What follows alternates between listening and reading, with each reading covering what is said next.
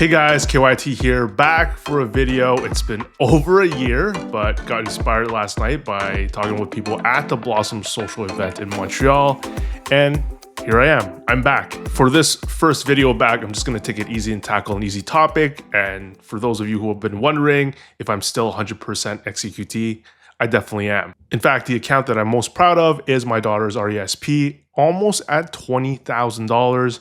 She's only 3 and she's got 20,000 that's already devoted to her education. And you know what else is left over could be rolled over to an RSP someday. So we'll see, but that's way more money than I had when I was 3, of course. Today's topic is on your average price or your cost basis for a stock, and how if you're following my strategy, you don't really have to worry about that. But for beginning investors, they see this mentioned all the time. Oh, I'm buying this to lower my cost basis, to lower my average share price.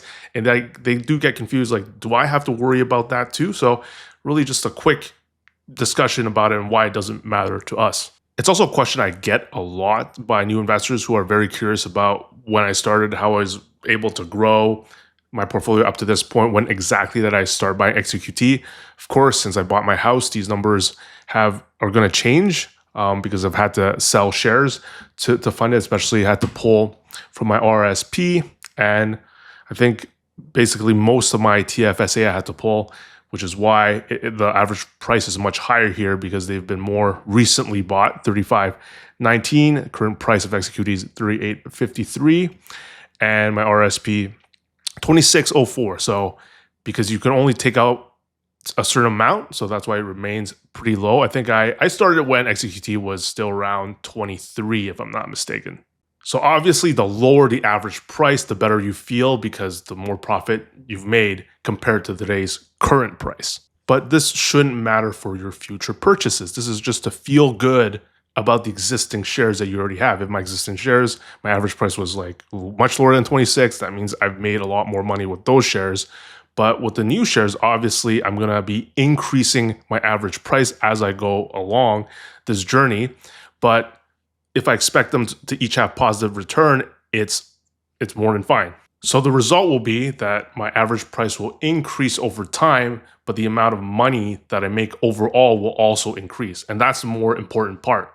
Now, this approach is very different from an active investor who might be investing in a way where they have target prices for different companies, and they think the market oscillates in a way where sometimes it might be irrational, for irrational reasons, where they're able to get in cheaper. And so they're constantly trying to buy lower to keep their average cost as low as possible, and while still having this delta from the target price. So if it's like 800, they're happily buying at 300, 240, whatever. And we just don't speculate with target prices, and that's why we don't really care about average price or cost basis, which are interchangeable terms, of course. Related to this, I was inspired to make this probability simulator to show what it looks like in a different way when you invest in something with a positive expected return.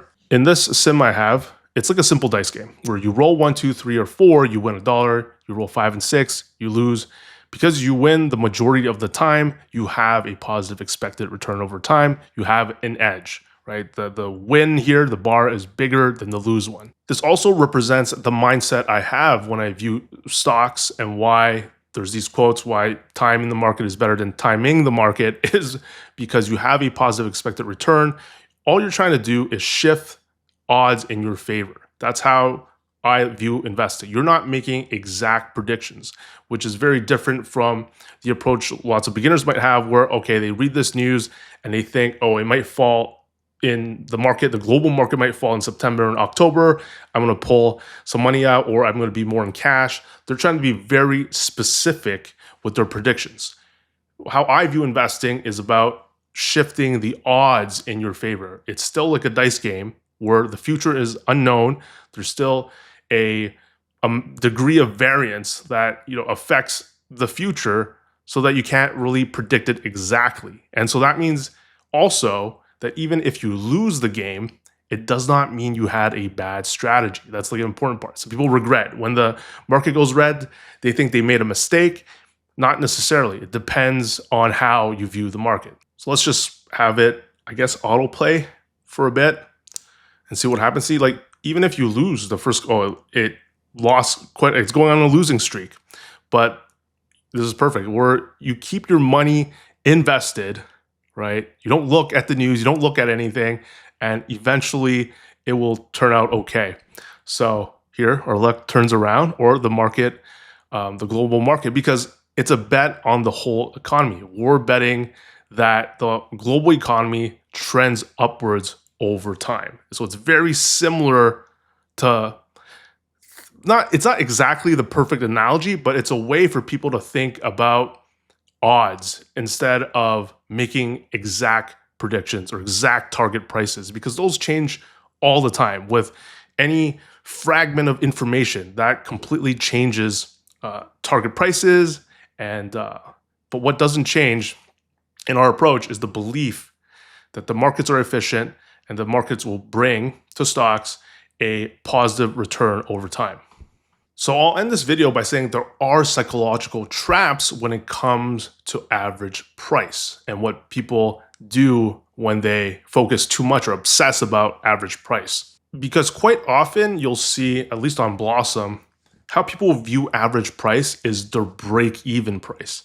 Because let's say they bought 10 shares of something at $40, it's now at $20. Right? Then all their shares have to hit 40 for them to break even. And a lot of people would like to break even and exit the position and feel good that they broke even, right? Psychologically.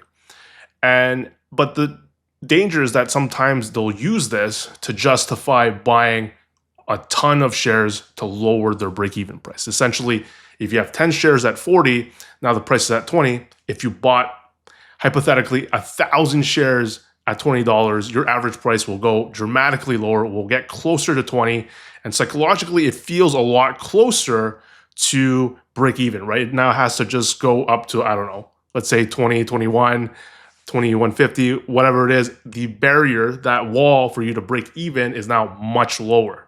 The problem with all this, it reminds me of the martingale strategy in blackjack, where you just double up every time you lose. You lose $1, you double up to 2. You lose 2, you bet 4, and it goes on, and it doesn't work because of the math. If you've ever read up on the martingale system, here's the same thing, where someone might be, the only reason that they're betting heavy or looking at average price is that their whole focus is on making sure they have a lower break-even point so that they can get out of a position and get some psychological mental relief, when really the focus shouldn't be on what's done is done, right? You made a bad bet that it was either bad, too risky, or luck, something that you couldn't have foreseen happen. Whatever the case, what's happened has happened. And what you should be doing when you're placing more money into something is what their expected return is moving forward, and not try to increase I know what it's like. I've been to the casino. I know how it feels to be down 40 and to try to bet 40 or 80 to try to make it back and then some. So I know that feeling. But if you want to invest in a way where you're always targeting things with positive expected return, you would do well to reconsider and making sure you're not just doubling down just because you want to make your money back. And with that, I think that makes a good first video back. And I hope to chat with you guys in the comments section below. Love you all.